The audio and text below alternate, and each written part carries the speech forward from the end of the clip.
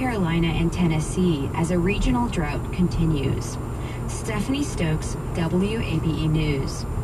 And we may see some smoke from those wildfires again in the Atlanta area today.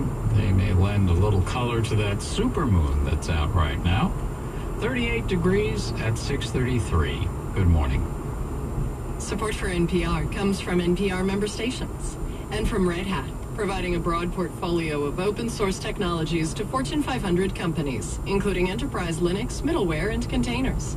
Learn more at redhat.com/trusted. Red Hat. Tried, tested, trusted. From Audible, provider of audiobooks on topics ranging from astronomy to zombies. More information at audible.com/listen. Audible, stories that surround you. And from the National Endowment for the Arts, Art Works. This is Morning Edition from NPR News. I'm David Green. During the presidential campaign, both Hillary Clinton and Donald Trump boasted about long lists of generals and military officials who were backing each of their campaigns. One person supporting Clinton, retired Army Colonel Peter Mansour. He served 26 years in the military.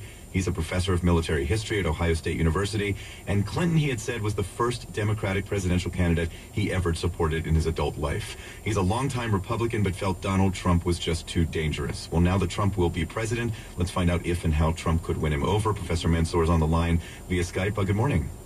Good morning, David. So you said last spring that Donald Trump would be a foreign policy disaster. What's on your mind as disastrous?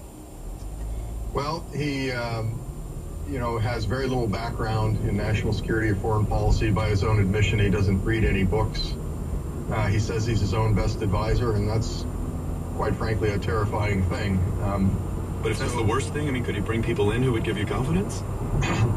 He is bringing people in. By one account, Mike Meese, a retired brigadier general who's a PhD in international relations, who I've worked with in the past, is heading up his national security transition, and I think that's great. The question is, will Donald Trump listen to people like this?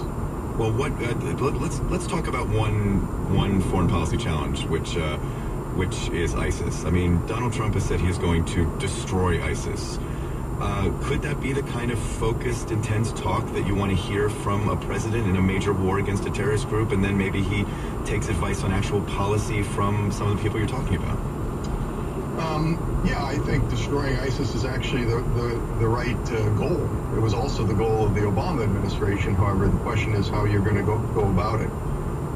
Beyond just ramping up the bombing campaign, Donald Trump has laid out no specifics. That actually